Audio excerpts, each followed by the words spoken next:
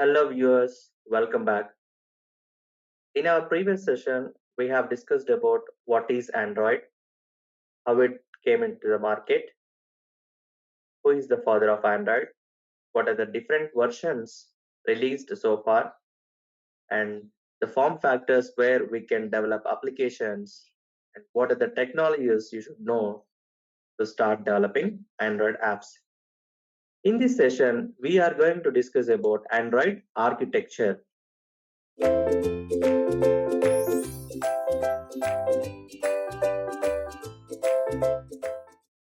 So it will cover the different layers of Android architecture and what is a Dalvik virtual machine and the application framework. So in the high level hierarchy, the Android architecture looks like this.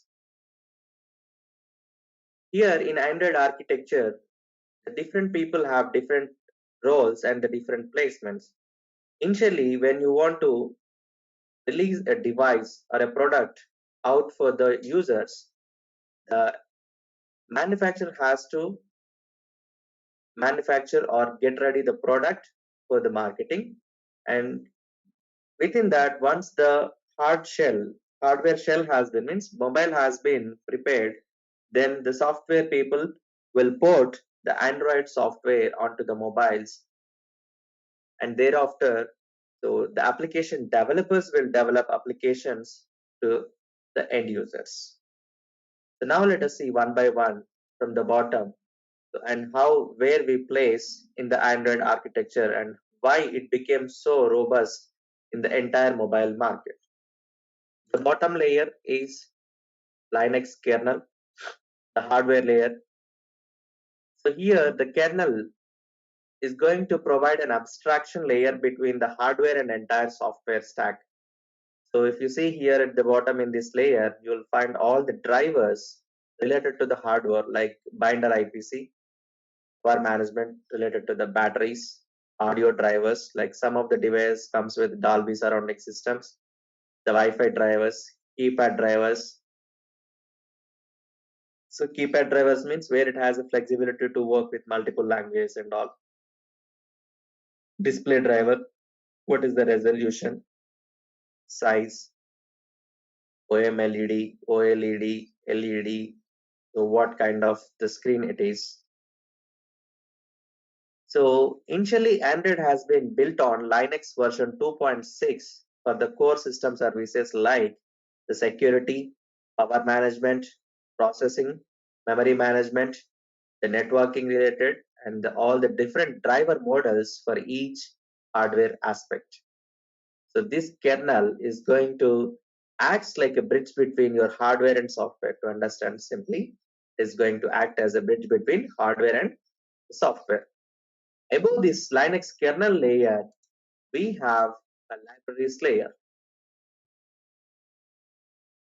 In this libraries layer, we have set of C++ libraries, so which we are going to use in the Android application development. So where it is exposed to developers through the Android application framework. So we will discuss after this what is application framework and what exactly the different things it consists of. So here in the libraries layer, you'll find the media framework, SQLite, which is the most preferred lightweight structured query language for the mobile application development or small handheld devices. The WebKit, pre-type or belongs to the web browsers. OpenGL, ES, SGL, SSR all belongs to the animation, graphics, media related ones.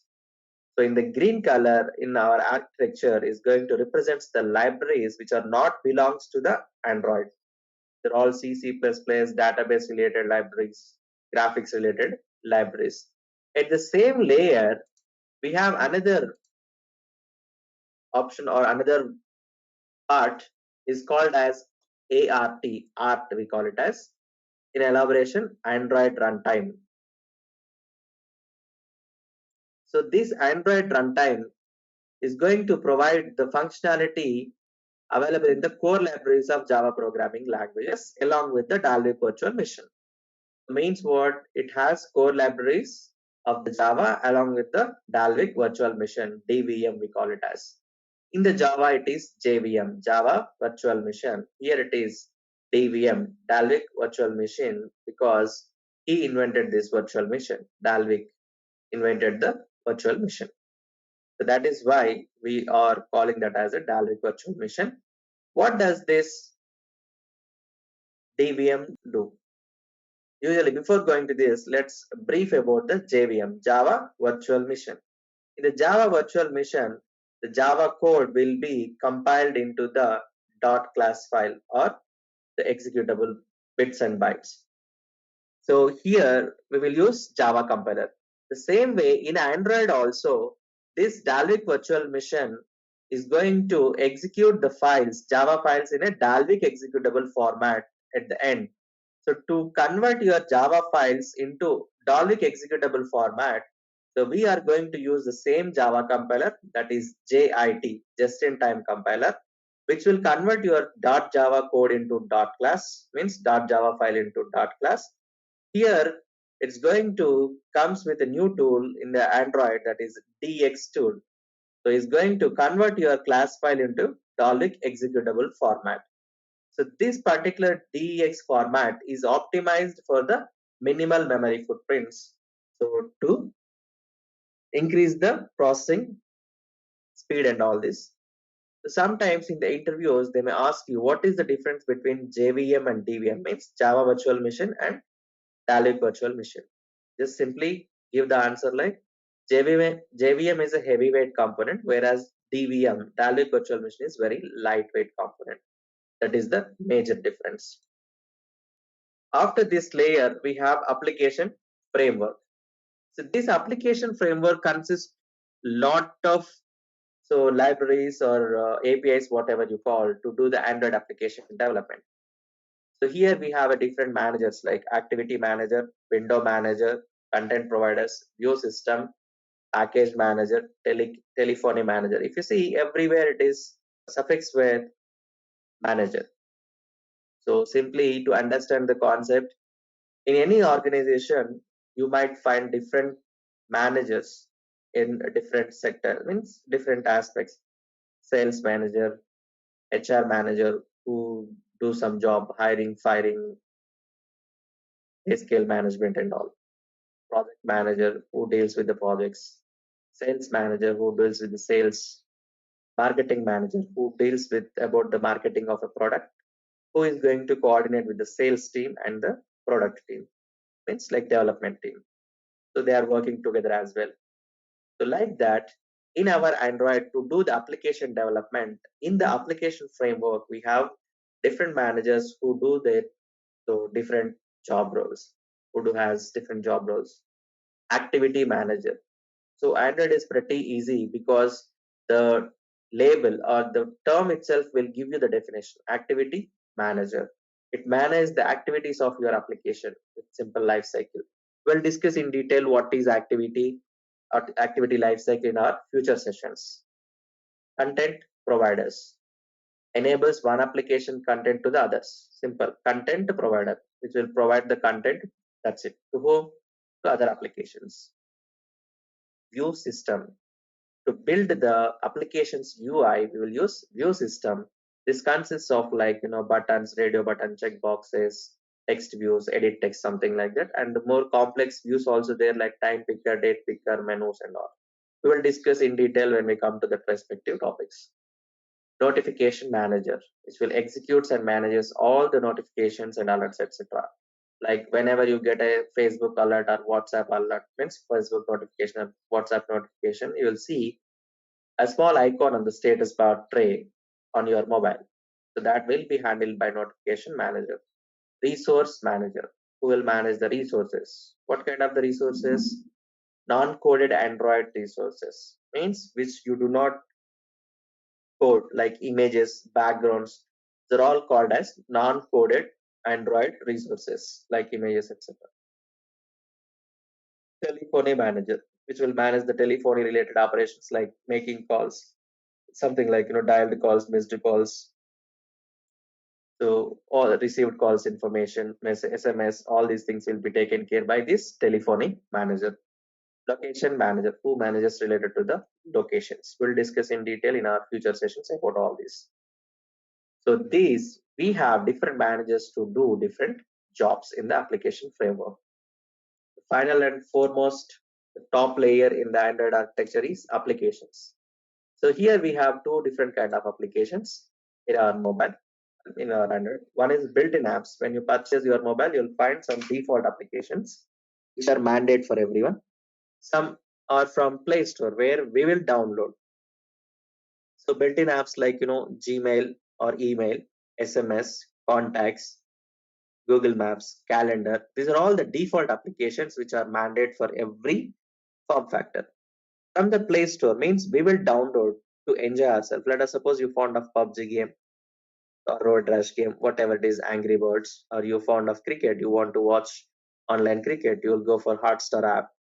So like this, you can download whatever the application you want from the Play Store.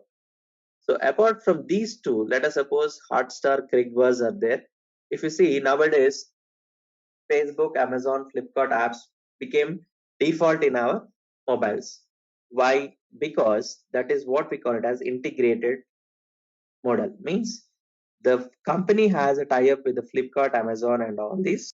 So automatically, when they are porting Android onto the device, they'll install these applications as a default apps. So here in this particular training, we are going to write all the applications in the Java programming language. As I mentioned in our previous session, so you can write using Kotlin language or C++, so as per your requirement. So the applications like home screen, contacts, phone, browser, etc. will be called as different applications. If you see here, as we are talking, all the drivers layer or hardware developers, which is belongs to hardware developers. To understand without any issue, I'm just created this slide. See, the bottom layer is belongs to the hardware manufacturers who manufacture mobiles, tablets, and the respective devices. Here, the kernel is going to play a crucial role. And above this, we have libraries along with the Android runtime, which is belongs to the programmers who port Android onto the devices, and where they'll take the support of the core libraries of Java along with the Dalvik virtual machine. Above this layer, these two blue color ones, so this application framework is belongs to the application developers who build application with the help of the existing APIs given by the application or Android framework. And the top layer is applications. It is belongs to the phone users. They were very least bother how much pain you have taken to build an application or develop an application, but they expect very smooth application. So like this, Android architecture has become so strong because of this, because everyone has their space in the Android architecture. So manufacturers has their space, programmers have their space, they can do hands-on, they do something. AOSP, what we call it as nowadays, Android open source project. They are doing lot of projects with the help of this open source code. And application framework where belongs to the app developers who will take care of who will take the help of the existing APIs to build new applications to the end users. Thank you guys. Let's catch up in the next session.